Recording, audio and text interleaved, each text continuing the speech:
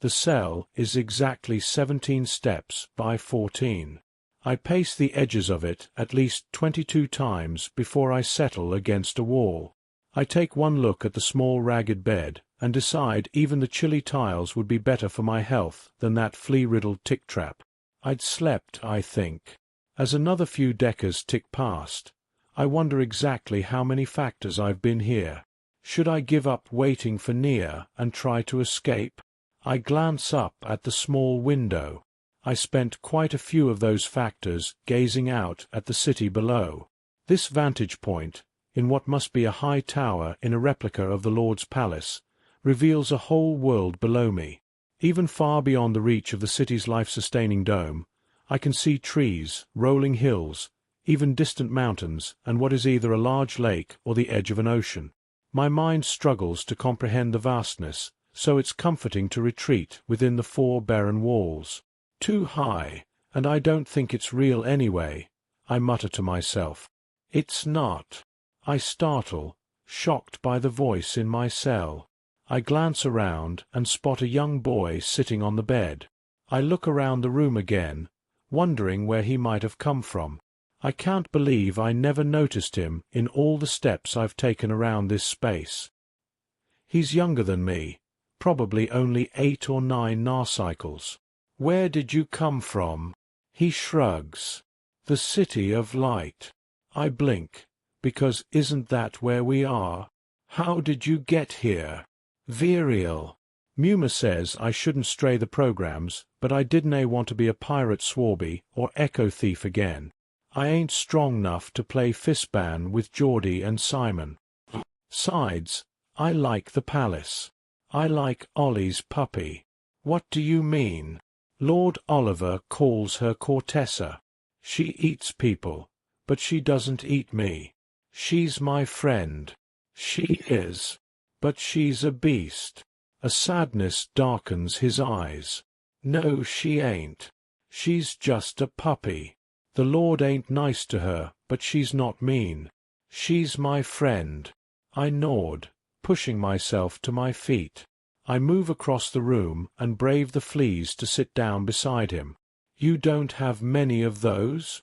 He shakes his head. Nah. Muma says it's 'cause we don't belong to the inner circle. So they they shun? I think that's it. They shuns us. His head drops and he rocks in place. That's why I stray the programs sometimes, 'cause I don't fit in like the other kids. What does that mean? About the programs? He lifts his head with a look of surprise. You don't know about the programs? But you're in Virial too. How'd you get here if you don't know about 'em? I shrug. A man brought me. They plugged my mind into the machine. His mouth drops open.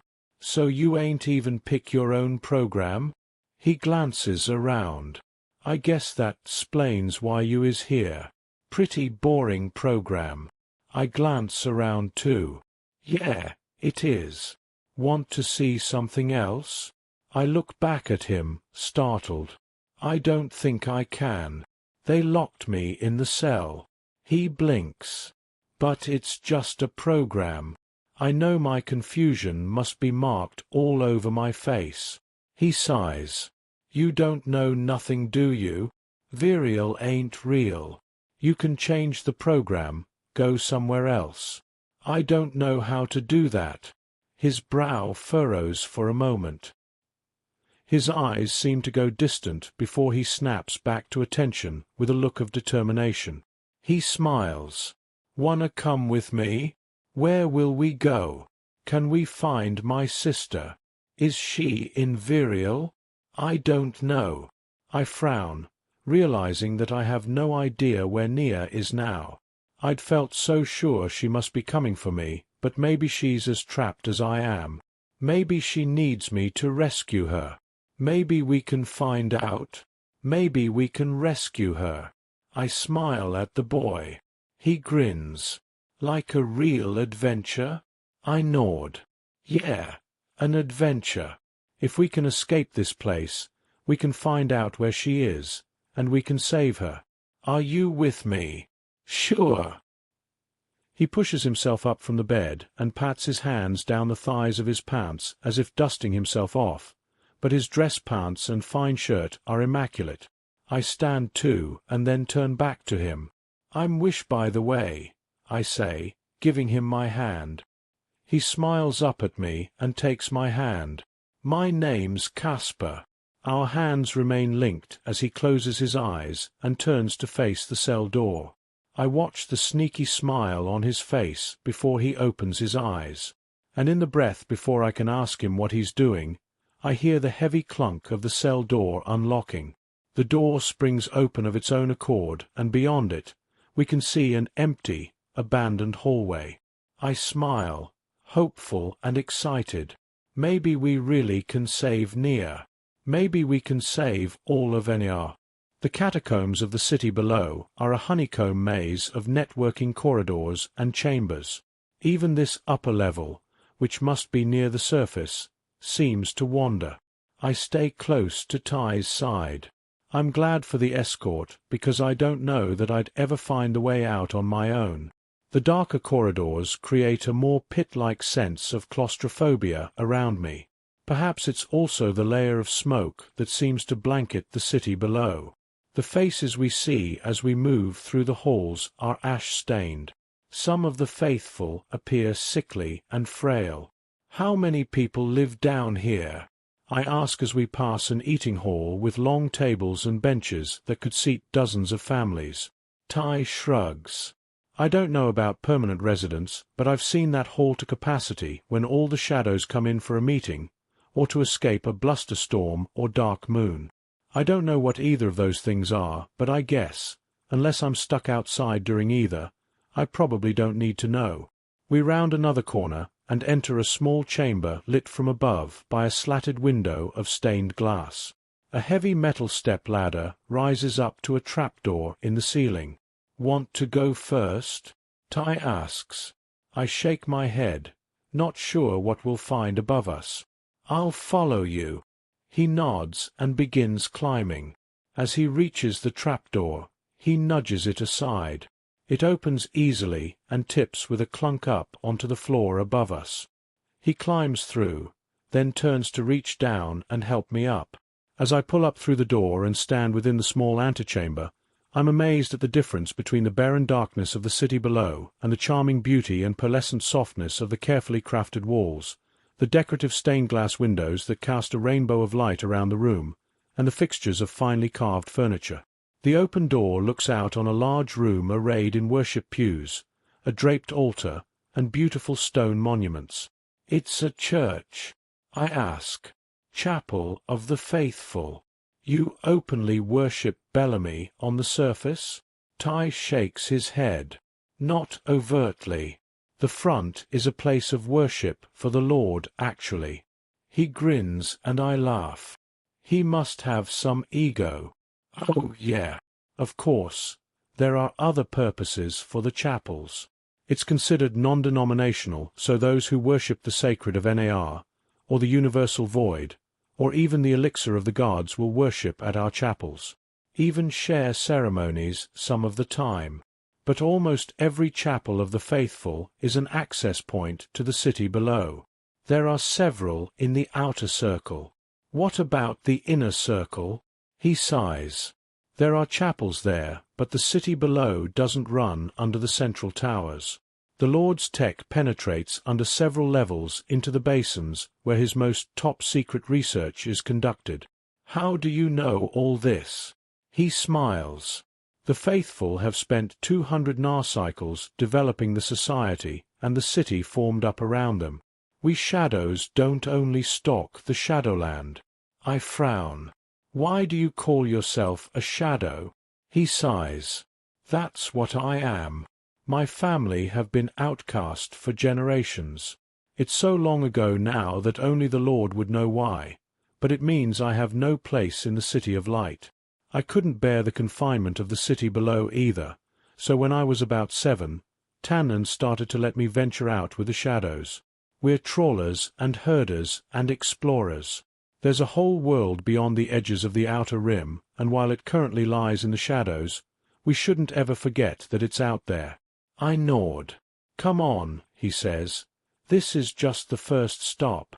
We're on an outskirt of the outer circle, and there's a checkpoint to the north, but we have to move through the city to get there.